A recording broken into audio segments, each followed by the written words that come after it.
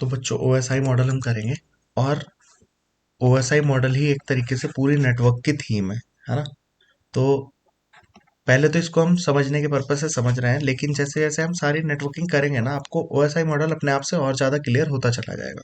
ठीक है, क्योंकि जो आप लेयर्स पढ़ रहे हैं, जितने भी आप चैप्टर्स पढ़ेंगे, हर चैप्टर में जो काम हो रहा है वो ओएसआई मॉडल को ही आप डिटेल में पढ़ेंगे। कोई सी भी बुक हो, आप जब उसमें चैप्टर वाइज पढ़ते हैं तो एक तरीके से ओएसआई मॉडल में जैसे आपने पढ़ा कि फिजिकल लेयर का ये काम है, तो फिर डीप में आप शुरू के 4-5 चैप्टर जो होंगे वो फिजिकल लेयर के ऊपर ही है।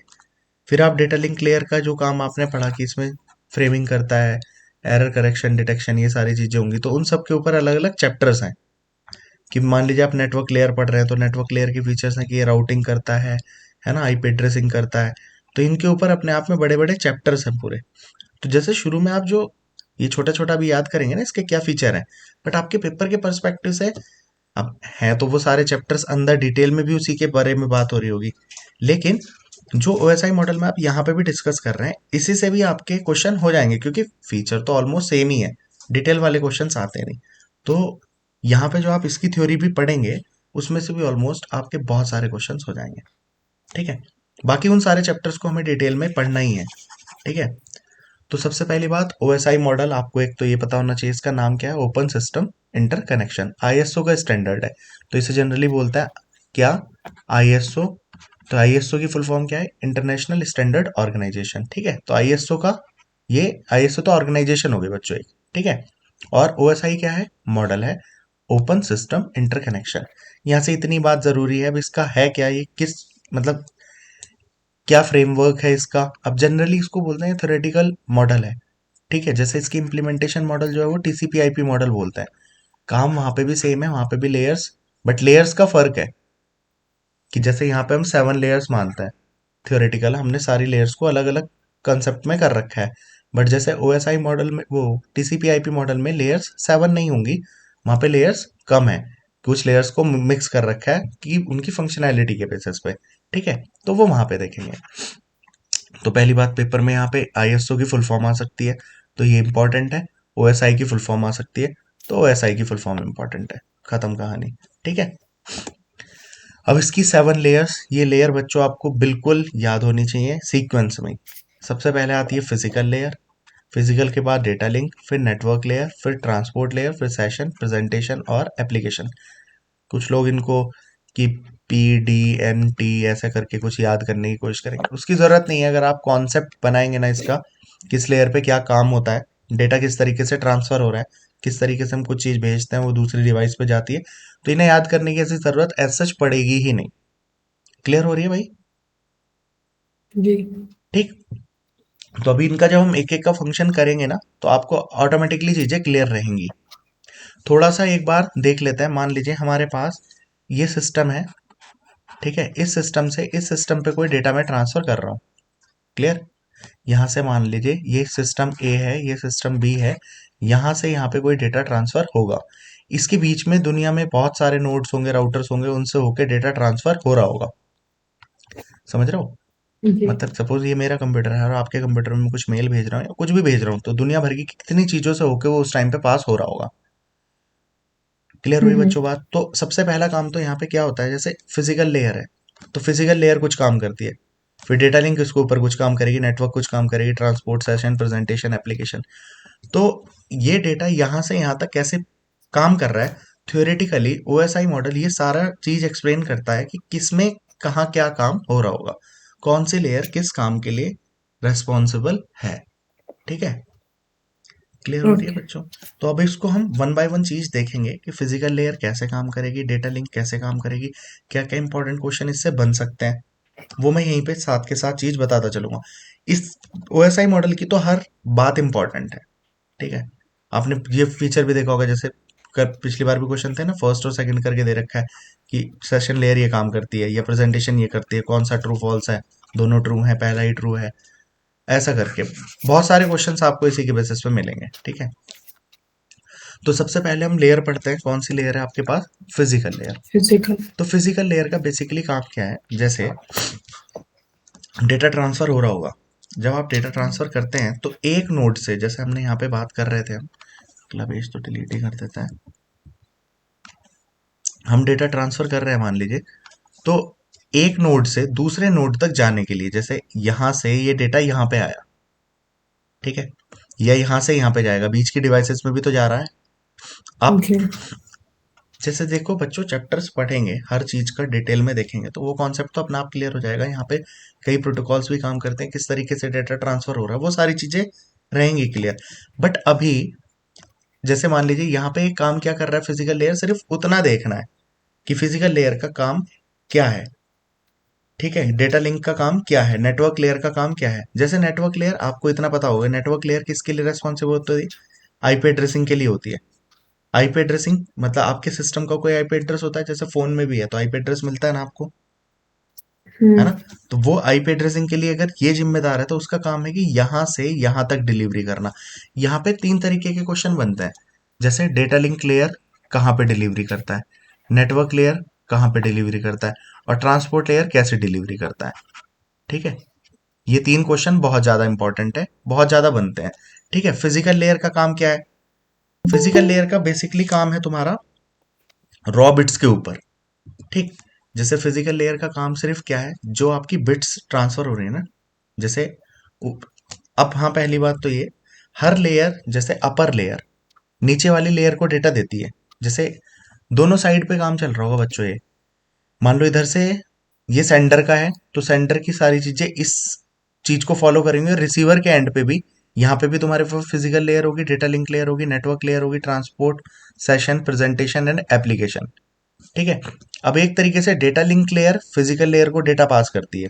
मतलब सपोज आपने किसी एप्लीकेशन में कुछ काम किया, उस एप्लीकेशन से वो डेटा प्रेजेंटेशन में जाएगा, फिर सेशन में, सेशन ट्रांसपोर्ट को देगी, ट्रांसपोर्ट नेटवर्क को, फिर डेटा लिंक लेयर को, फिजिकल को। Reverse process opposite side system पे उल्टा होगा, कि वहां से फिजिकल लेयर कुछ से कुछ चीज आई, फिर वो डेटा लिंक, फिर नेटवर्क, नेटवर्क से transport, session, presentation and then application. समझ में आ रही है कैसे? हम्म। अब जैसे जैसे ये चीजें पढ़ेंगे भी, तो मतलब एक तरीके से physical layer, data link layer से डेटा किसको मिलता है? फिजिकल को। और रिसीवर के एंड पे फिजिकल लेयर डेटा किसको देती है? डेटा लिंक को। अब हम सेंडर की साइड में नेटवर्क लेयर से डेटा किसको पास होता है? डेटा लिंक को। और रिसीवर की साइड पे डेटा लिंक किसको देती है? नेटवर्क को। फिर ऐसे ट्रांसपोर्ट से आ रहा था ये डेटा, ट्रांसपोर्ट ने तो दिया होगा नेटवर्क को, मतलब ऐसे तो ऊपर से ही डेटा ये नीचे शिफ्ट हो रहा है, ठीक है, ये इसको दे रहा है, ये इसको दे रहा है, रिसीवर पे ये उल्टा होता जाएगा। क्लियर हो रही है बात? हम्म। तो एक तरीके से फिजिकल लेयर का काम क्या है? फिजिकल लेयर देखो बच्चों यहाँ पे क्या कर रही है, डेटा लिंक लेयर से डेटा दे रही है, फिर वो उसको फिजिकल फॉर्म में, मतलब इसका काम एक तरीके से बेसिकली ये है, जो इंडिविजुअल बिट मूव हो रही हैं, ठीक है, एक सिस्टम से या एक पर्टिकुलर नोड से दूसरे नोड पे, ये बीच में बिट्स का ट्रांसमिशन कैसे हो रहा है, उसके लिए कौन रेस्पॉन्सिबल है? फिजिकल लेयर रेस्पॉन्सिबल है, ठीक है। डेटा लिंक से डेटा लेती है, फिर ट्रांसमिशन मीडियम, देखो ये ट्रांसमिशन मीडियम आपका कुछ भी हो सकता है, ये वायर्ड भी हो सकता है और बच्चों, और वायरलेस भी हो सकता है, इसमें डेटा आपका ट्रांसफर होगा। तो यही सारी चीजें आपको फिजिकल लेयर में, मतलब यही काम पढ़ना है क्या, कि एक तो डेटा आपका ट्रांसफर कैसे होता है, अब इसमें जो आपका डेटा है डिजिटल टू एनालॉग कन्वर्ट करना होगा, एनालॉग टू डिजिटल, तो इन सब पे अपने चैप्टर्स हैं पूरे पूरे, कि कन्वर्जन कैसे होता है, डेटा को डिजिटल से एनालॉग में कैसे करते हैं, एनालॉग से डिजिटल में कैसे करते हैं। डिजिटल डेटा बच्चों आपको पता ही है, डिजिटल क्या होता है, जीरो वन की फॉर्म में, कंप्यूटर में जो डेटा जा रहा है वो किस फॉर्म में जाता है? जीरो और वन की फॉर्म में डेटा होता है।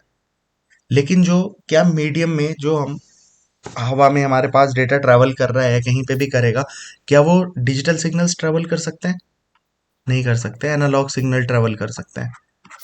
तो आप करते भी क्या हो इसके लिए, एक डिवाइस आप यूज करते भी हो, मॉडम, मॉडम का काम क्या होता है? मॉड्यूलेशन और डीमॉड्यूलेशन। क्या काम होता है इसका, मॉड्यूलेशन डीमॉड्यूलेशन का?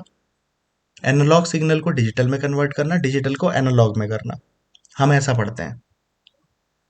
बोलिए भाई, मॉडम का फीचर हम यही तो पढ़ते हैं कि मॉडम क्या काम करता है, एनालॉग सिग्नल को डिजिटल में और डिजिटल को एनालॉग में कन्वर्ट करता है ना। कोई बोलेगा भी? हाँ जी सर। लेकिन मॉडम ये काम नहीं करता कि एनालॉग को डिजिटल में कन्वर्ट करेगा, डिजिटल को एनालॉग में, एक्चुअली कन्वर्जन नहीं करता वो, बेसिकली वो सुपर पोजिशन करता है एक तरीके से, डिजिटल और एनालॉग सिग्नल्स की। सुपर पोजिशन का मतलब क्या होता है? मान लीजिए बच्चों, जैसे फॉर एग्जाम्पल, क्या आप लोग हवा में उड़ सकते हैं? कि आप लोग उड़ सकते हैं हवा हम्म। में। अब मान लीजिए एरोप्लेन, आपको मान लीजिए ये इंडिया है, ये आपका मान लीजिए अमेरिका है, आपको इंडिया से अमेरिका जाना है, आप उड़ के नहीं जा सकते है ना, प्लेन उड़ सकता है। तो हम लोग आपको क्या करते हैं, आपको प्लेन के अंदर बैठा दिया, ठीक।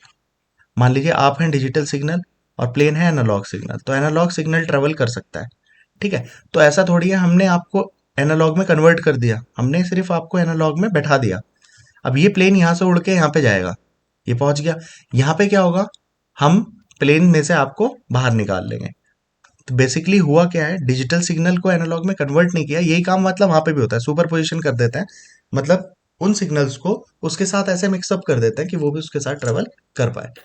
और रिसीवर एंड पे डिमोडुलेशन होता है, मतलब वो डिजिटल सिग्नल्स में से, वो सॉरी एनालॉग सिग्नल्स में डिजिटल को वापस से चेंज करके निकाल लेता है। समझ में आई बात?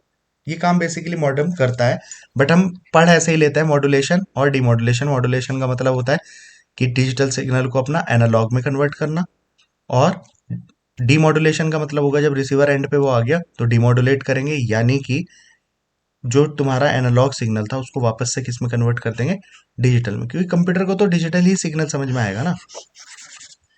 तो बेसिकली फिजिकल लेयर पे काम क्या होगा, आपको क्या करना है कि फिजिकल लेयर पे काम क्या होता है, एक तो इंडिविजुअल बिट की मूवमेंट कैसी हो रही है एक होप से दूसरी होप, होप का मतलब एक नोड।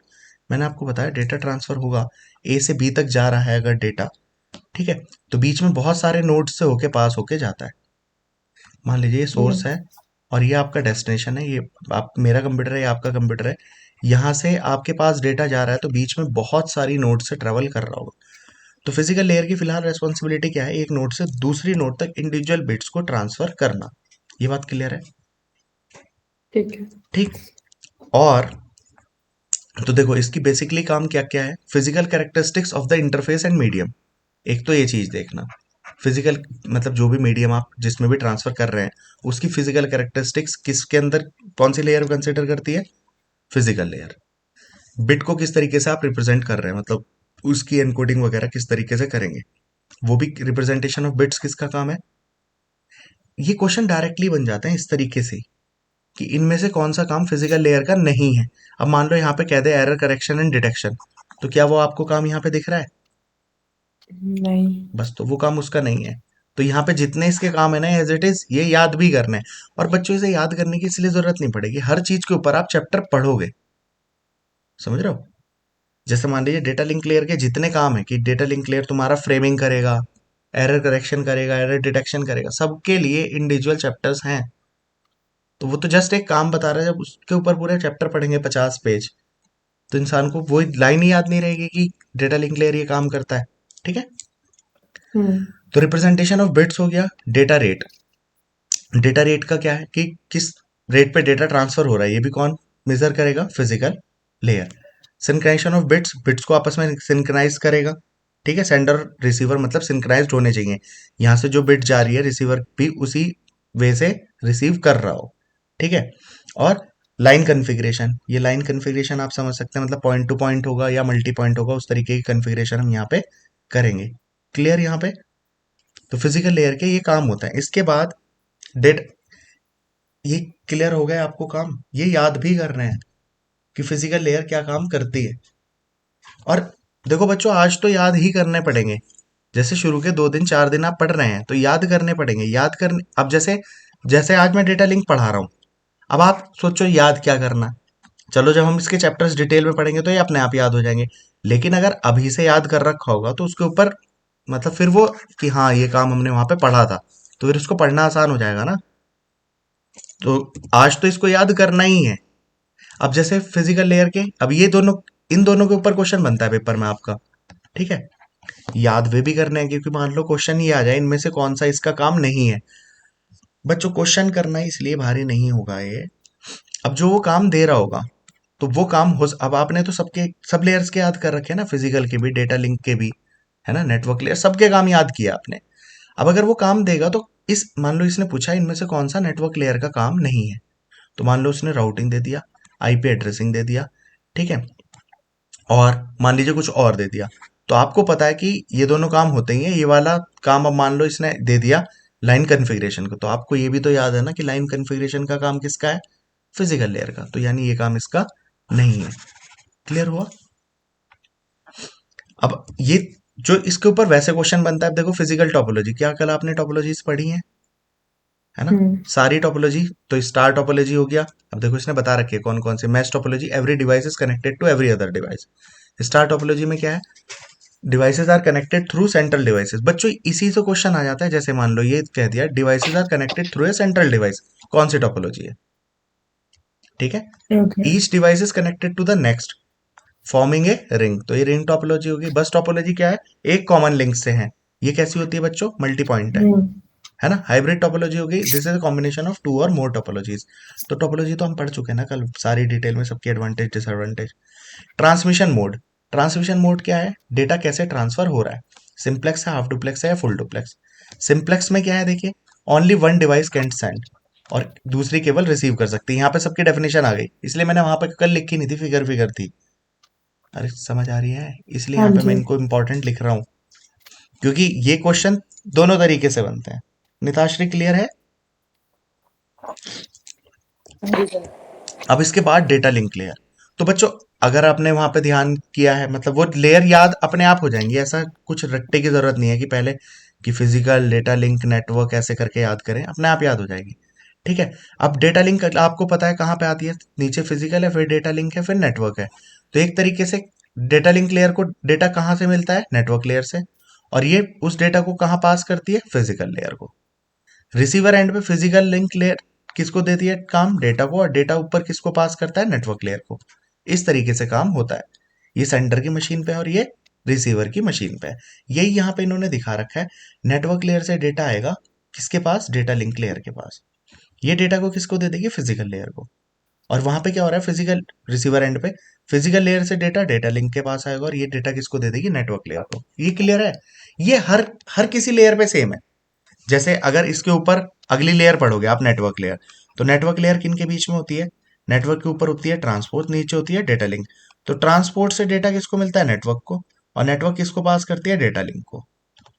रिवर्स एंड पे डेटा लिंक किसको देती है? नेटवर्क को। नेटवर्क किसको देती है? ट्रांसपोर्ट को।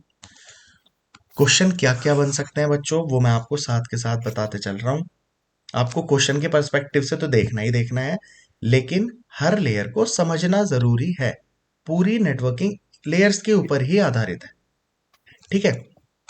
अब जैसे बच्चों डेटा लिंक लेयर है, क्या क्या काम करती है? सबसे पहला काम देखो, फिजिकल लेयर ने इसको डेटा दिया होगा बिट्स की फॉर्म में। ठीक है आकांक्षा? हाँ जी। अब बिट्स क्या मैनेजेबल यूनिट है? बिट्स मैनेजेबल हम्म। यूनिट नहीं है ना। मान लो इस कंप्यूटर से इस कंप्यूटर पे डेटा जा रहा है, अब ये बिट्स हम्म। जा रही हैं केवल, तो इसको मैनेज करना मुश्किल होगा ना एक एक सिंगल बिट को। तो सबसे हम्म। पहला काम डेटा लिंक लेयर क्या कर देती है? जो फिजिकल लेयर से डेटा मिल रहा है ना, उसको फ्रेम में कन्वर्ट कर देती है। तो पहला काम ये करती है फ्रेमिंग का। मतलब जो ये सिंगल सिंगल बिट आ रही थी ना, 8-10 हम्म। कनेक्ट करके एक फ्रेम बना दिया। अब सोचो ये डिब्बे ओके। मैनेज करने इजी हो जाएंगे ना। भाई हम्म। इस डिब्बे में कोई प्रॉब्लम आई तो इस डिब्बे को दोबारा रिसेंड कर दूंगा, चाहे एक बिट अंदर चेंज हुई या सारी बिट चेंज हुई, तो मैं पूरा डिब्बा ही दोबारा चेंज कर दूंगा। अदरवाइज डिब्बे की ट्रांसमिशन ईजी हो जाएगी ना।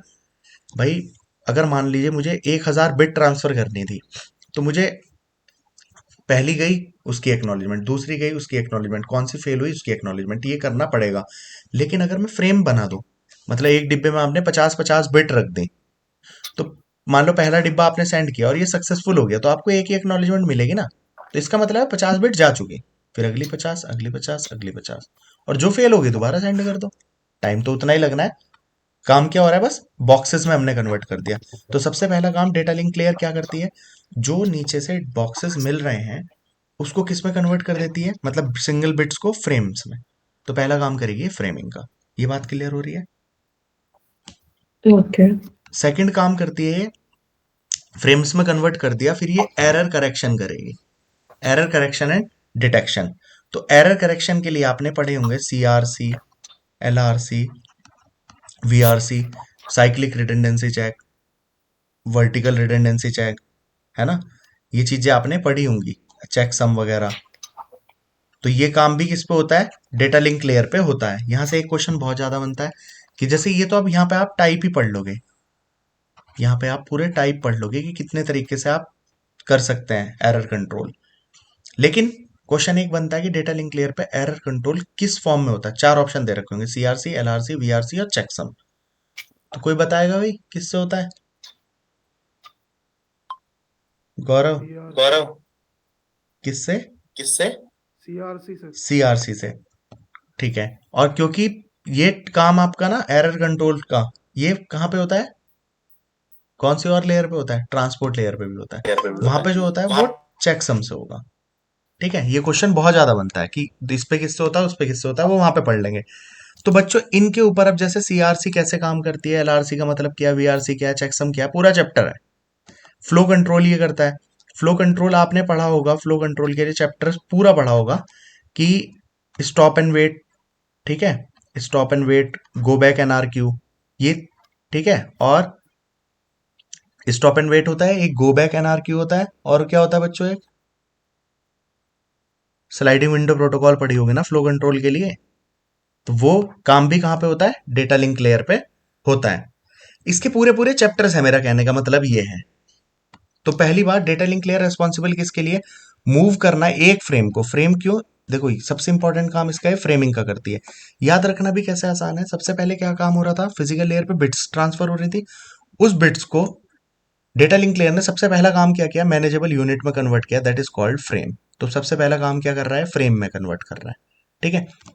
फिर ये इनकी फिजिकल एड्रेसिंग करता है। जैसे नेटवर्क लेयर पे क्या होगी, आईपी एड्रेसिंग, ये क्या कर रहा है, फिजिकल एड्रेसिंग कर रहा है, जिसको मैक एड्रेसिंग भी बोलते हैं। ठीक है, क्लियर है भाई आकांक्षा? हम्म। फिर यहाँ पे फ्लो कंट्रोल होता है। फ्लो कंट्रोल के लिए आप क्या यूज करते हैं? जैसे अब चूंकि आप लोगों ने बहुत टाइम पहले बीटेक किया है, जो भी किया है, अदरवाइज ये बिल्कुल अभी के आपको ध्यान होता है अगर करे होते, तो फ्लो कंट्रोल के लिए आपने जरूर पढ़ा होगा sliding window protocol. Sliding window protocol, तो ये हमने पढ़नी है अभी यहाँ पे। कौन कौन सी होती है? स्टॉप एंड वेट होती है ना? और कौन सी होती है? Go back N R Q. और एक होती है सिलेक्टिव रिपीट। कौन सी होती है? Selective repeat. तो ये तीन तरीके की होती है, पढ़नी है। Error control. एरर कंट्रोल का मतलब क्या है? जैसे बच्चों एक जगह से दूसरी जगह पे डेटा जा रहा है, एरर इसमें आ सकती है आकांक्षा, है नहीं आ सकती?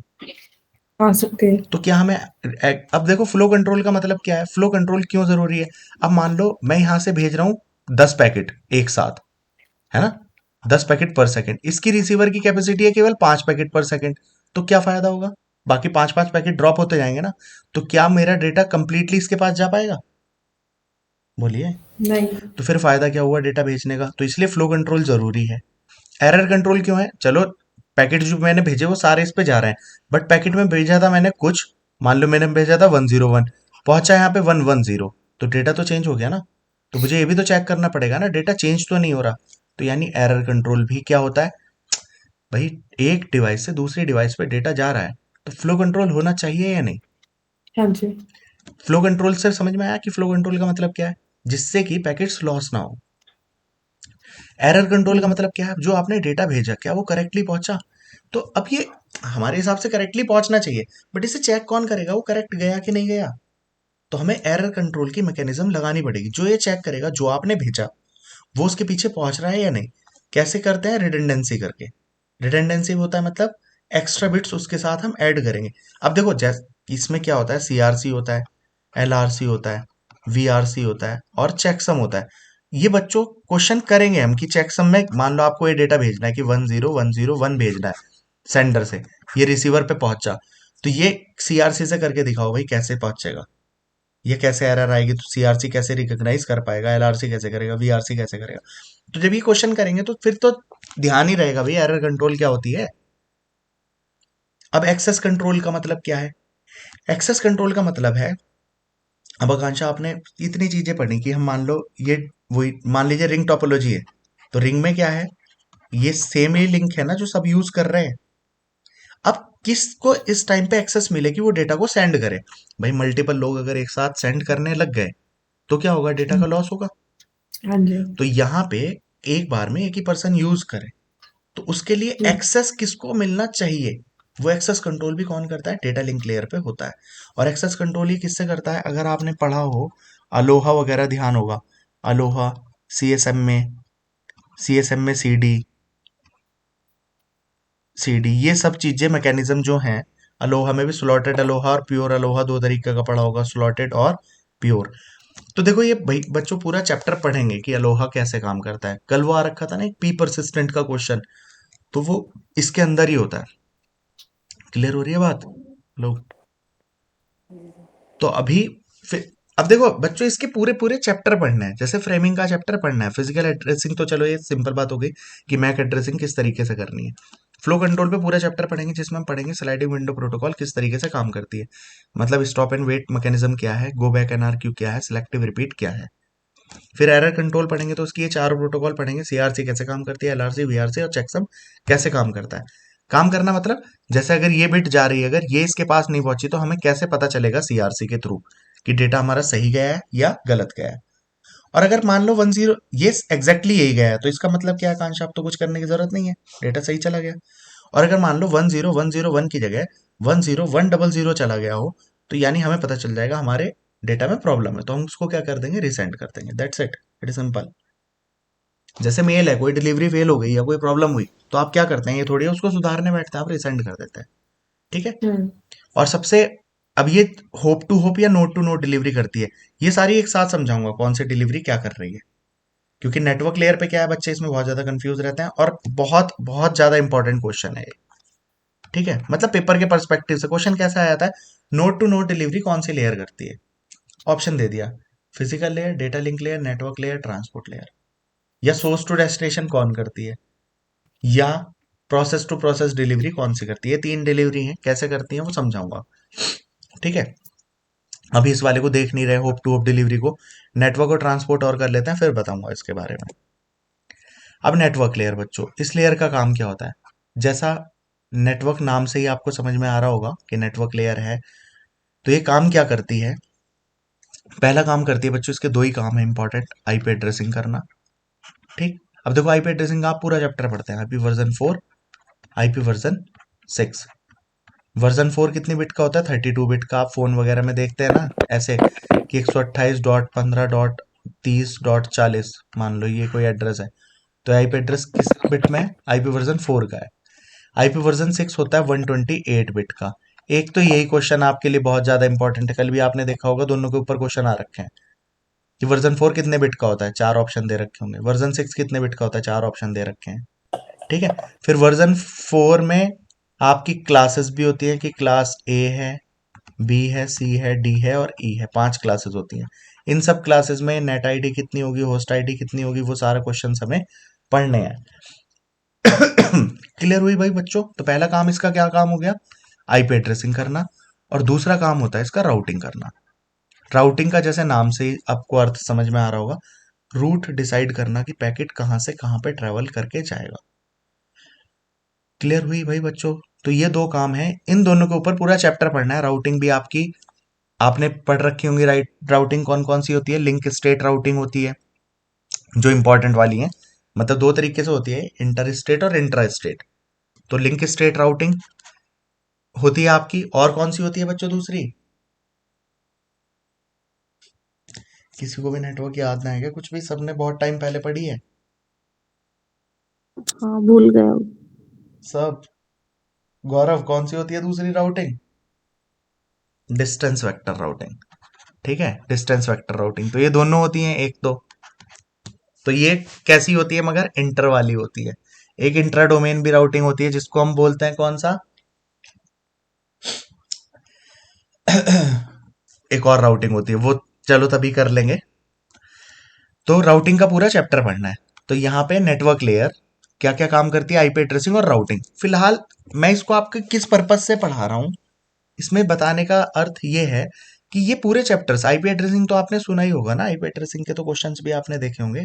और आईपी एड्रेसिंग तो वैसे भी पता है ना, जब आप फोन वगैरह अपना कनेक्ट करते हो नेटवर्क पे, या आप मान लीजिए अपने कॉलेज में गए, आपको सिस्टम पे सिस्टम एडमिनिस्ट्रेटर के पास गए कि मेरे मेरे लैपटॉप पे नेट चलवाना है, तो वो आईपी एड्रेसिंग की सेटिंग करता है ना आपके फोन पे, तभी तो नेटवर्क एक्सेस होता है। ठीक है, तो नेटवर्क लेयर कौन सा ये काम किस लेयर पे होता है, नेटवर्क लेयर पे होता है आईपी एड्रेसिंग का। और नेटवर्क लेयर और क्या काम करती है, राउटिंग का काम करती है। ठीक है। इसके बाद तो यही काम है यहाँ पे, लॉजिकल एड्रेसिंग करना। लॉजिकल एड्रेसिंग करने का मतलब आईपी एड्रेसिंग करना। बच्चों फिजिकल एड्रेसिंग कौन सा था, मैक एड्रेस। लो, कोई एक अनम्यूट भी कर लो अपने आप को। फिजिकल एड्रेसिंग का मतलब क्या होता है? मैक एड्रेसिंग करना। वो काम कौन कर रहा था अभी? डेटा लिंक लेयर पे।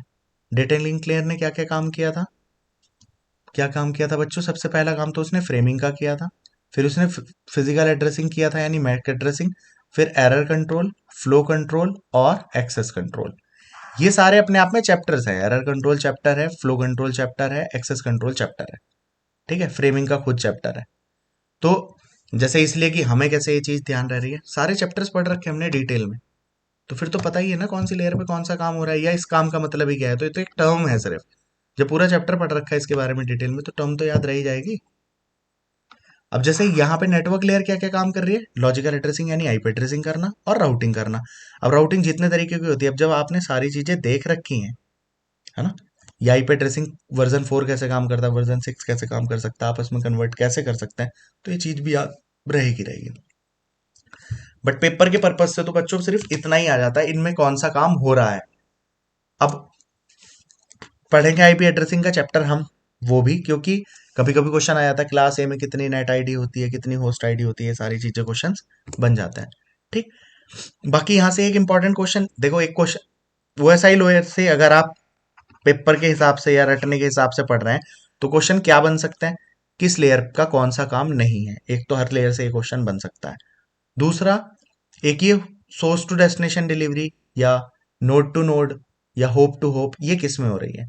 तो ये वाला भी हो जाए। फिर इसके बाद अगला कौन सा है? सोर्स टू डेस्टिनेशन के बाद ट्रांसपोर्ट लेयर, तो ट्रांसपोर्ट लेयर हो जाएगा। अब ये समझाऊंगा कौन सी लेयर पे कौन सी डिलीवरी होती है।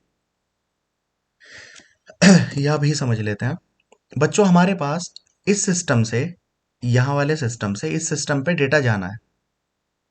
निताश्री, हमारा ये सिस्टम है, ये मेरा सिस्टम है और ये आपका सिस्टम है, यहां से यहां तक डेटा ट्रांसफर हो रहा है।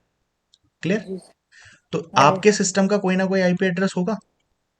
आपने, आपके फोन में नेट चल रहा है मतलब आईपी एड्रेस होगा कोई ना कोई, है ना? मेरे फोन में भी चल रहा है, तो यहाँ पे मेरे पास भी कोई ना कोई आईपी एड्रेस मौजूद है। आईपी एड्रेस किसका होता है? सिस्टम का। तो सिस्टम के पास यहाँ पे आईपी एड्रेस मिल रखा होगा। ठीक। अब यहाँ से आपके पास तक जाने में बीच में बहुत सारी इंटरमीडिएट चीजों पे डेटा ट्रांसफर हुआ होगा। मतलब जैसे यहाँ से यहाँ पे गया होगा, यहाँ से डेटा यहाँ गया और यहाँ से डेटा मान लो आपके पास पहुंच गया, गया होगा। हेलो? हाँ जी। तो ये जो बीच में बच्चों जा रही है, इसको बोलते हैं होप टू होप डिलीवरी या नोड टू नोड कह लीजिए। हेलो? समझ में आई? जैसे मेरे सिस्टम से आपके सिस्टम पे जाने का मतलब है एंड टू एंड डिलीवरी या सोर्स टू डेस्टिनेशन। समझ रहे हैं ना? भाई इस एंड सिस्टम से उस एंड पे पहुंच गया। तो या तो, इसलिए बच्चे बहुत ज्यादा कंफ्यूज रहते हैं। नोड टू नोड या होप टू होप अलग चीज है। सोर्स टू डेस्टिनेशन या एंड टू एंड, या इसी चीज को बोल सकते हैं होस्ट टू होस्ट डिलीवरी, वो अलग चीज है। अरे, ये अर्थ तो समझ पा रहे होंगे ना आप? ये पेपर में कंफ्यूज हो जाता है बच्चा, फिर होप टू होप दे दिया, नोड टू नोड दे दिया, बच्चा देख रहा है यार नोड टू नोड है, होस्ट टू होस्ट है, इसका मतलब क्या है? बच्चों, अगर इस सिस्टम से इस सिस्टम पे जो डेटा जा रहा है, इस सिस्टम से मैं डायरेक्टली बात कर रहा हूँ निताश्री, इस सिस्टम के बीच में वो इंटरमीडिएट से होके जाएगा ही, मगर मैं किस चीज के लिए बात कर रहा हूँ कि यहां से डायरेक्टली यहां पे जो गया, इसके लिए कौन रेस्पॉन्सिबल है? इसके लिए रेस्पॉन्सिबल है तुम्हारी नेटवर्क लेयर। कौन है? कौन है जिम्मेदार? Source to destination. क्योंकि सोर्स टू डेस्टिनेशन का मतलब क्या है? सोर्स का कोई ना कोई आईपी एड्रेस होगा और डेस्टिनेशन का कोई ना कोई आईपी एड्रेस होगा। आपने जो अपना पैकेट भेजा है, इस पे एक आईपी एड्रेस लगाया, सोर्स का और डेस्टिनेशन का। ऐसे ही रिसीवर के पास ये पैकेट पहुंच गया कि डेस्टिनेशन का एड्रेस ये था और इस सोर्स से आया है। तो ये काम किसने अचीव किया है? सोर्स से डेस्टिनेशन का या होस्ट टू होस्ट, एक होस्ट से दूसरे होस्ट पे पहुंचाने का काम, ये काम किया है किसने? नेटवर्क लेयर ने। इस काम के लिए रेस्पॉन्सिबल कौन है? Network layer. तो आप समझ सकते हैं ना, इस सिस्टम का एक क्या है? आईपी एड्रेस है, और इस सिस्टम का भी एक आईपी एड्रेस है। तो सिस्टम से सिस्टम पे जो डेटा जा रहा है, उस चीज के लिए रेस्पॉन्सिबल कौन है? Network layer. ये बात समझ में आती है ना? हाँ जी। ठीक। Yes sir. अब अगर हम बात करें बीच में इंटरमीडिएट लिंक्स पे गया होगा। अब जैसे मान लो ए डेटा, ऐसा तो है नहीं आपने कोई पैकेट भेजा डायरेक्ट यहां से सीधा यहां पहुंच गया होगा। इसने मान लो 10 पैकेट थे, उसमें ए से बी में गए होंगे वो सारे पैकेट। तो इसके बीच में यहाँ पे क्या हुआ होगा, यहाँ से यहाँ तक जो डेटा ट्रांसफर हो रहा है वो करेक्टली बी तक सारे पहुंच जाने चाहिए, फिर बी से मान लो सी तक सारे पहुंच जाने चाहिए, तब सी से डी पे फाइनली पहुंचेगा। तो ये बीच में जो इंटरमीडिएट ट्रांसफर हो रहे हैं, अभी डेटा लिंक लेयर से हमने एरर कंट्रोल, फ्लो कंट्रोल वगैरह सब चीज पढ़ी थी, डेटा लिंक लेयर काम करता है वो। तो इस चीज के लिए डेटा लिंक लेयर रिस्पॉन्सिबल है, यानी होप टू होप। देखो बच्चों, होप अलग चीज है। होप का मतलब होता है, hope is kind of node. Host अलग चीज होती है। होस्ट तो समझते हैं ना, इस पार्टी को कौन होस्ट कर रहा है। तो होस्ट, मान लो अब इस चीज को किसने भेजा, तो ये होस्ट है। इंटरमीडिएट जो काम हो रहा है उनको नोड बोल रहे हैं इंटरमीडिएट, या होप बोल रहे हैं। ये बात समझ में आ रही है या नहीं? क्वेश्चन ये दोनों तरीके से बन जाता है। मतलब ऐसा लिखा भी आ सकता है, होप टू होप डिलीवरी कौन करता है, या नोड टू नोड डिलीवरी। तो इन दोनों को कौन करेगा बच्चों? ये सारी डिलीवरी करने की रेस्पॉन्सिबिलिटी किसकी है? नेटवर्क लेयर की। मतलब इसके अलग अलग नाम है, सोर्स टू डेस्टिनेशन कह लीजिए, एंड टू एंड कह लीजिए, या होस्ट टू होस्ट कह लीजिए। ठीक है। ऐसे ही hop to hop delivery, clear, या नोड टू नोड डिलीवरी, इसके लिए कौन रेस्पॉन्सिबल होता है? Data link layer. समझ में आ गई? अब तीसरा बच्चों क्या है? आकांक्षा, आपने अपने फोन में अब तीन चीजें खोल रखी हैं। मान लो व्हाट्सएप खोल रखा है, ठीक, मान लीजिए मेल भी खोल रखी है, इधर गूगल में कुछ खोल रखा है। इस सिस्टम पे कई सारे काम चल सकते हैं कि नहीं, एंड सिस्टम पे। हम्म। यहाँ पे मान हाँ लीजिए जी। ये एक कंप्यूटर है और ये दूसरा कंप्यूटर है। यहाँ से ए कंप्यूटर से बी कंप्यूटर पे, अब ए कंप्यूटर में हो सकता है अलग अलग प्रोसेसेस खुल रखे हो। यहाँ से मैंने हम्म। मेल भेजी, मैंने मेल खोल रखा है, गूगल क्रोम पे कुछ खोल रखा है, यूट्यूब की वीडियो देख रहा हूँ। इस बी सिस्टम पे आपने जीमेल खोल रखी है, मान लो मेल खोल रखी है, और यहाँ पे मान लीजिए आप कुछ क्रोम में देख रहे हैं। अब एक बात बताइए, मैंने यहाँ से मेल भेजी, मैंने एक हम्म। मेल कंपोज किया, आपको सेंड की। ये आपके सिस्टम पे, ये ए का सिस्टम है, आईपी एड्रेस होगा इसका कुछ, इसका सिस्टम का कोई हम्म। आईपी एड्रेस होगा। यहां से यहां तक पहुंचाने की जिम्मेदारी कितनी है, किसकी है? ए से बीपी। ए से मतलब बी में, इस यानी सोर्स कंप्यूटर से। से, हाँ, हम्म। सोर्स से डेस्टिनेशन पे वो डेटा पहुंच जाए, सही, हम्म। ठीक ठाक। ये किसका काम है? ये काम है नेटवर्क नेटवर्क लेयर। लेयर का, है ना। तो यानी जब ए कंपोज करेगा ना, तो उसमें सोर्स का आईपी एड्रेस होगा और डेस्टिनेशन का आईपी एड्रेस होगा। तो वो रिसीवर के आईपी एड्रेस, मतलब सही जगह। आईपी एड्रेस दुनिया में यूनिक होता है। तो यानी अगर रिसीवर का आईपी एड्रेस ये है तो बी पे ही वो डेटा पहुंचेगा। ये जिम्मेदारी किसकी है? नेटवर्क लेयर की। वो राउटिंग भी तो करता है ना, मतलब सही रूट फाइंड हम्म। आउट करेगा कि कहाँ से हमें इस आईपी एड्रेस तक ही पहुंचाना है। हो गया काम, डेटा यहां तक पहुंच गया। क्या ये इनफ है इस कंप्यूटर तक डेटा पहुंचना? इस कंप्यूटर के पर्टिकुलर किस प्रोसेस में वो डेटा जाना है, वो भी तो इंपॉर्टेंट है ना, हाँ या नहीं जी। है? तो मान लीजिए अगर यहाँ पे तीन चीजें खुल रही हैं, यहाँ पे दो खुल रही हैं, मतलब एक सिस्टम में कई प्रोसेसेस चल सकते हैं ना अंदर। जी। मिताश्री, बात क्लियर हो रही है? प्रोसेस का मतलब क्या है? भाई एक सिस्टम पे कई सारे काम हो रहे होंगे ना। अब मान लीजिए मैंने, फॉर एग्जाम्पल, मैंने क्रोम की विंडो खोल रखी है, इधर यूट्यूब की, इधर कुछ और। मैंने अगर यूट्यूब पे कुछ सर्च किया तो उसका रिजल्ट मुझे यूट्यूब पे आना चाहिए ना, ये थोड़ी मेरे मेल में आ जाए वो रिजल्ट, ये मेरे क्रोम की विंडो में आ जाए जहां मैं गूगल कर रहा हूँ कुछ। अब मैंने गूगल पे कुछ सर्च किया तो वो उसी विंडो में दिखाई देना चाहिए ना मुझे। बात समझ में आ रही है कि नहीं? तो वो जी। डेटा एक्सेस होके जब पर्टिकुलर वहां पे आएगा, तो उस पर्टिकुलर प्रोसेस में ही दिखना चाहिए। तो प्रोसेस टू प्रोसेस डिलीवरी, वो काम कौन करेगा? Transport layer. समझ में आ गई? बोलिए। ठीक है। सबको क्लियर है भाई ये? देखिए, मैं कराने को आपको सीधा ये बता देता इसका काम ये, फिर तो वो रटने वाला काम हो जाता ना। इसको आप एक बार पढ़ोगे, दो बार पढ़ोगे, आपको लगेगा पता नहीं यार भारी बात हो रही है, क्या बात हो रही है ना। लेकिन बच्चों, जब आप चैप्टर्स पढ़ लेंगे ना आगे, मान लीजिए आपने आईपी एड्रेसिंग का पूरा चैप्टर पढ़ लिया और राउटिंग पढ़ लिया, तो आपको क्या ये याद करना मुश्किल रह जाएगा आईपी एड्रेसिंग है क्या? अभी तो इसमें सिर्फ दो लाइन लिखी है कि आईपी एड्रेसिंग में इसने सिर्फ इतनी सी बात लिख दी कि आईपी एड्रेसिंग इतनी है।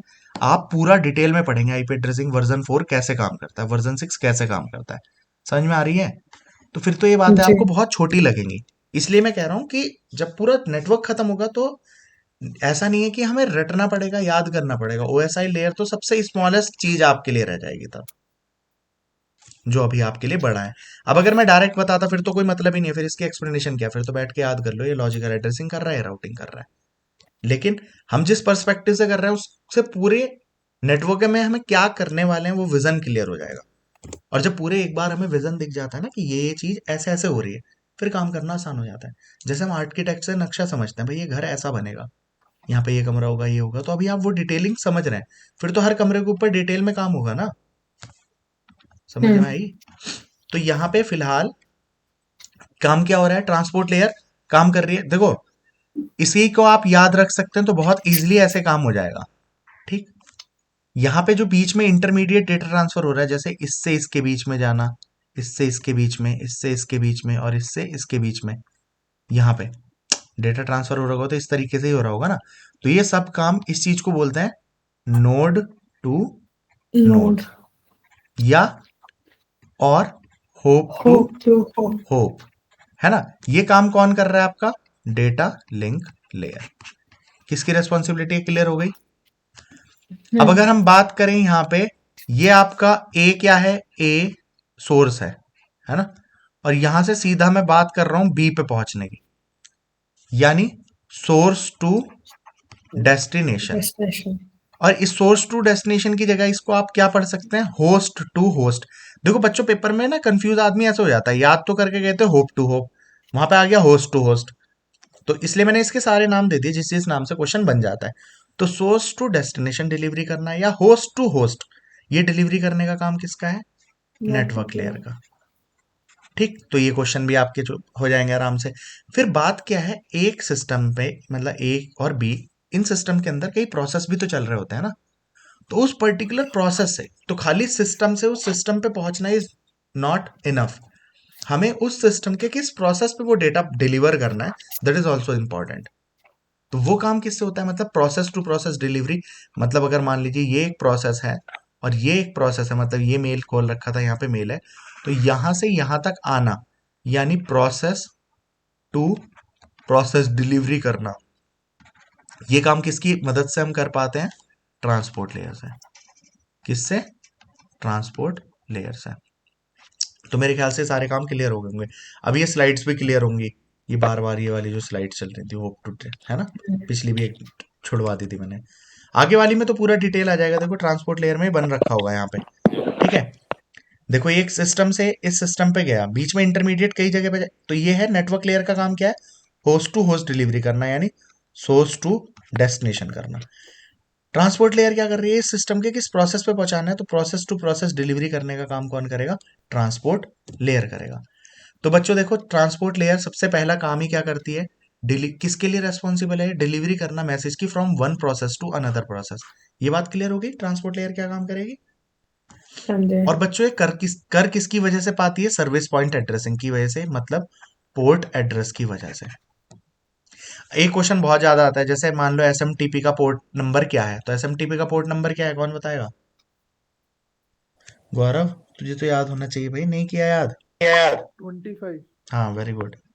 एचटीटीपी का कितना होता है, सबको पता होगा ये, होगा ये 80 पोर्ट होता 80 पोर्ट होता है ना, पोर्ट नंबर 80 होता है। तो कई के टेलनेट का, कई सारों के पोर्ट नंबर ही इंपॉर्टेंट है, पेपर में डायरेक्ट आ जाता है, which one of the following is port number of HTTP. तो हर किसी एप्लीकेशन का एक पोर्ट नंबर होता है, हर किसी सर्विस का, प्रोटोकॉल का। तो ये पोर्ट नंबर भी हम कुछ इंपॉर्टेंट 15-20 याद करेंगे, क्योंकि पोर्ट नंबर पे डायरेक्ट क्वेश्चन बनता है। जैसे एफटीपी है, फाइल ट्रांसफर प्रोटोकॉल, ये दो तरीके से काम करती है। कौन सा, कंट्रोल कनेक्शन बनाती है और डेटा कनेक्शन बनाती है, दोनों के अलग अलग पोर्ट नंबर है। क्लियर हो रहा है। तो वो सारे पोर्ट नंबर हमें याद करने की, किसका पोर्ट नंबर, मतलब कुछ इंपॉर्टेंट के, जैसे एफटीपी के दोनों के इंपॉर्टेंट है, एसटीटीपी का इंपॉर्टेंट है, एसएमटीपी का इंपॉर्टेंट है, टेलनेट का इंपॉर्टेंट है। तो ये सारी प्रोटोकॉल्स के पढ़ेंगे खैर। तो फिलहाल में सर्विस पॉइंट एड्रेसिंग बच्चों किसकी मदद से हो पाती है, पोर्ट एड्रेस की। तो पोर्ट एड्रेस असल में जैसे मान लो 80 है, तो 80 किसका है, एचटीटीपी का। 80 प्लस उसका जो आईपी एड्रेस होगा वो, ये पूरा मिलके एक पैकेट बनेगा। जब ये जाएगा तो उधर रिसीवर एंड पे भी उसी, वो देखेगा इस पोर्ट नंबर का है, तो उसी पर्टिकुलर पे डिलीवर। पहले तो देखो नेटवर्क लेयर आईपी एड्रेस पे काम करेगा, तो अच्छा इस आईपी एड्रेस पे पहुंचना, तो आईपी एड्रेस पे पहुंचा दिया। आईपी एड्रेस के बाद वो देखेगा इसका पोर्ट नंबर क्या है, उस पर्टिकुलर पोर्ट नंबर मतलब उस प्रोसेस पे डिलीवर कर देगा। बात समझ में आती है कि नहीं, हेलो, क्लियर हो रही है जी। बात। तो ये सर्विस पॉइंट एड्रेसिंग किसकी मदद से हो पाती है, पोर्ट एड्रेस की मदद से। दूसरा काम है इसका सेगमेंटेशन और रीअसेंबली। इसका मतलब क्या होता है, अब आकांक्षा आपको कुछ मैसेज भेजना, मान लीजिए ये 5000 बाइट का है, कितने का है, 5,000 बाइट का। 5,000 बाइट। अब मान लो रिसीवर की कैपेसिटी, मतलब जो बीच में इंटरमीडिएट नोड से ट्रांसफर होना है, उसकी मान लीजिए maximum transferable unit MTU, maximum transferable unit का साइज है 500। तो क्या है 5,000 का ट्रांसफर हो सकता है? नहीं। तो आप क्या करेंगे, इसको 5,000 वाले पैकेट को 10 पैकेट्स में तोड़ देंगे, 10 में 11 में, दैट इज योर चॉइस। आपने तोड़ दिया, ठीक है। उस ब्रेक करने के बाद अब क्या होगा, उस ब्रेक करने के बाद कहाँ उसके ऊपर ट्रांसफर होगा? नंबरिंग डाल देंगे कि 1 2 3 4, मान लो आपने नंबरिंग डाल दी। अब आप इन डेटा को, अब देखो मैनेजेबल यूनिट हो गई ना ये। अब जैसे अगर ये हम्म, मान लो आपने 1 भेज दिया, 2 भेज दिया, 3 भेज दिया, 4 भेज दिया, 5 भेज दिया, 6 भेज दिया, मान लो 5 नहीं गया, तो आपको एक्नॉलेजमेंट मिलेगी कि ये नहीं गया है, तो आप इसको हम्म, रिसेंड कर देंगे इस पैकेट को। तो इस तरीके से आपकी 5,000 बाइट पूरी ट्रांसफर हो जाएंगे। तो यानी इसका काम है सेगमेंटेशन, मतलब ब्रेक करना छोटे छोटे पैकेट्स में, और रीअसेंबल करना। रिसीवर की साइड पे क्या होगा, ये पैकेट सारे आ गए, वहां पे रीअसेंबली कर देंगे, तो वापस से वही मैसेज बन जाएगा। समझ में आई? अब देखो कनेक्शन कंट्रोल करना, अब ये दो लोग आपस में डेटा ट्रांसफर कर रहे हैं, तो कनेक्शन स्टेब्लिश होगा इनके बीच में, तो उस कनेक्शन को कंट्रोल भी ये करेगा। अब देखो डेटा जा रहा है, तो यहाँ पे भी एरर कंट्रोल, फ्लो कंट्रोल दोनों की जरूरत है। तो देखो एरर कंट्रोल, फ्लो कंट्रोल आपने कहाँ पे पढ़ा है? Data link data layer link पे भी लेयर। पढ़ा है, ये यहाँ पे भी पढ़ा है। बच्चों जो मोस्ट इंपॉर्टेंट क्वेश्चन यहाँ से बनता है, जैसे मैंने आपको बताया ना, वो टाइप है, CRC is a type of error control, है ना, LRC भी है, VRC भी है। क्वेश्चन पता है क्या बनता है? एरर करेक्शन और detection, error correction and detection, ये डेटा लिंक लेयर पे किससे होता है? क्या क्वेश्चन बनेगा? डेटा लिंक लेयर पे। तो ये काम किससे होता है? डेटा लिंक लेयर पे काम होता है ये CRC के थ्रू। किससे होता है? किससे होता है? CRC के सीआर। थ्रू। और अगर यही क्वेश्चन आ जाए कि ये ट्रांसपोर्ट लेयर पे किससे होता है, होता है तो ट्रांसपोर्ट लेयर पे आंसर होगा चेकसम। अब ये VRC और LRC, ये दोनों में प्रॉब्लम भी है, ये सही से डिटेक्ट नहीं कर पाते ऑड बिट एरर को या किसी एरर को। वो मैं दिखाऊंगा कि किस तरीके से नहीं कर पाते हैं। तो मतलब CRC और चेकसम में कोई प्रॉब्लम नहीं आती है। तो अलग अलग लेयर पे अलग अलग इन दोनों में से यूज होता है। मतलब जो आपकी लेयर है कौन सी, ट्रांसपोर्ट, वो किस पे काम करेगी? चेकसम के थ्रू आपकी एरर कंट्रोल करती है। और ये very very very important question है आपके पेपर के पर्सपेक्टिव से। ठीक है, क्लियर? तो आपका इस लेयर जी। का काम हो गया। अब बच्चों देखो, इन सब के मतलब आप नेटवर्क लेयर में आपने क्या क्या चीज पढ़ी थी आकांक्षा?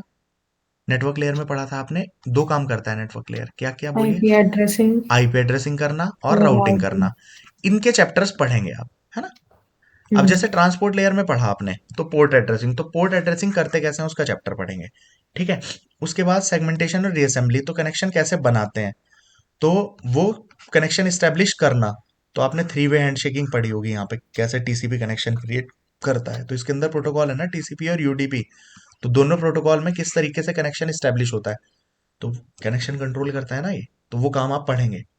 पैकेट्स को ब्रेक करके किस तरीके से डेटा ट्रांसफर कर रहे हैं वो कर रहे हैं। एरर कंट्रोल तो चेकसम से करेंगे, तो चेकसम तो शुरू में ही पढ़ लिया होगा। फ्लो कंट्रोल के लिए इसके पूरी मैकेनिज्म है TCP पे, हम्म, फ्लो कंट्रोल, तो वो चैप्टर पूरा पढ़ेंगे। लेकिन मैं कहना ये चाह रहा हूँ, सेशन लेयर, प्रेजेंटेशन लेयर, इनके ऊपर कोई चैप्टर नहीं है, तो ये यहीं पे इनफ है बस। अब इनके ऊपर और कोई क्वेश्चन तो बन ही नहीं सकता इस लेयर के ऊपर, क्योंकि मतलब आपकी बुक के पर्सपेक्टिव से कह लीजिए या आपके लेवल के हिसाब से कह लीजिए। अब हो सकता है भाई नेटवर्क में तो आगे लोग PhD भी कर रहे हैं ना, तो सेशन लेयर के किसी एक टॉपिक पे भी काम चल रहा होगा, लेकिन मैं डोमेन यानी बीटेक एमटेक के हिसाब से कह रहा हूँ, सेशन लेयर और प्रेजेंटेशन लेयर पे ज्यादा काम नहीं आता, मतलब चैप्टर्स डिटेल में नहीं है इनके आपके पास उतने ज्यादा। हम्म, ठीक है। तो यानी यहां से जो क्वेश्चन बन सकता है ना, इन दोनों लेयर्स के ये सारी चीजें पढ़ लेनी है बहुत अच्छे से। किसी प्रेजेंटेशन लेयर है, इसके 3 काम है। तो ऐसे आ जाएगा, which one of the following is not the responsibility of presentation layer. अब ट्रांसलेशन, एनक्रिप्शन, कंप्रेशन और एक दे दिया एरर कंट्रोल, तो एरर कंट्रोल यहाँ पे नहीं करता है। समझ में आया? हम्म, तो ये मतलब ये दोनों के दो, इसके दो ही हैं काम और उसके 3, ये बहुत ज्यादा इंपॉर्टेंट है। अब एप्लीकेशन लेयर के क्वेश्चन तो कई बन जाएंगे ना, एप्लीकेशन लेयर पे दुनिया भर के प्रोटोकॉल है, SMTP, टेलनेट, ये वो, FTP। तो जो क्वेश्चन अगर मान लो FTP का आ रहा है, दैट मीन्स कहाँ से आ रहा है? एप्लीकेशन लेयर से आ रहा है। कहने का मेरा मतलब ये है, जैसे हम ऑपरेटिंग सिस्टम पढ़ते हैं, तो OS में आपने चैप्टर पढ़ा कि अच्छा डेडलॉक एक चैप्टर है ना। OS का बेसिक्स हो गया, CPU शेड्यूलिंग हो गया, मेमोरी मैनेजमेंट हो गया। तो ये सारे चैप्टर्स है ना अलग अलग। पेपर बनाने वाला ये भी तो ख्याल रखता है ना, हर चैप्टर से एक आध क्वेश्चन हो। क्लियर हो रही है बात? बोलिए। जी अब सर। मान लीजिए अब नेटवर्क लेयर का कोई पेपर बना रहा होगा तो वो ये कोशिश करेगा भाई सबसे कुछ ना कुछ रहे। तो एप्लीकेशन लेयर से उसके पास बहुत ऑप्शन है, दुनिया भर के प्रोटोकॉल है, समझ रहे हो। अब फिजिकल लेयर का क्वेश्चन देना है तो भाई अगर वो टोपोलॉजी पे क्वेश्चन देना है या नेटवर्क डिवाइसेस के ऊपर क्वेश्चन दे रहा है ना, या वो सिंप्लेक्स डुप्लेक्स मोड के ऊपर क्वेश्चन दे रहा है या वायरलेस के ऊपर या वायर्ड के ऊपर कुछ क्वेश्चन दे रहा है, that means that question is coming from physical layer chapter. आ रही है बात समझ में। अब मान लो आईपी एड्रेसिंग का कोई भी क्वेश्चन दिया, दैट जी मीन्स वो नेटवर्क लेयर के चैप्टर से आ रहा है। तो कहने का मतलब ये है उन चैप्टर्स में कुछ ना कुछ तो है, लेकिन सेशन और प्रेजेंटेशन में डिटेल में कुछ नहीं है। तो यहां से ये यही बातें इंपॉर्टेंट हो जाती हैं बहुत ज्यादा। तो अगर मैं बात करूं, अगर लेयर के ऊपर क्वेश्चन आता है तो ये दोनों के काम ज्यादा इंपॉर्टेंट है। क्यों? बाकी में से तो इधर उधर की दुनिया भर की बातों में से भी क्वेश्चन बनेगा, लेकिन इनमें से यहीं से क्वेश्चन बन सकता है। क्लियर हुई बात कि नहीं? जी सर। ओके। तो सेशन लेयर क्या काम करती है बच्चों? अब टाइम हो गया बहुत ज्यादा, इसको करते हैं हम बाद में। और इसका मैं एक काम करूंगा, रिकॉर्डिंग में भेज दूंगा, क्योंकि इनमें कुछ है नहीं। ये सिर्फ बात है कि ट्रांसलेशन का मतलब क्या है, इनका मतलब ही जस्ट समझना है। तो 5 मिनट का मुश्किल से बच रहा था, बट अभी टाइम नहीं है, तो बाद में देखते हैं। ओके। सर ठीक पीडीएफ तो एक बार भेज देना। क्या भेज देना? पीडीएफ सर, पीडीएफ ये हाँ वाली। पीडीएफ, ये तो कल ही भेज रखी थी। आज सर इसमें जैसे आपने सबके सामने लिख दिया है ना, तो एक बार रीड कर हाँ लेना। हाँ ठीक है ठीक है ठीक है।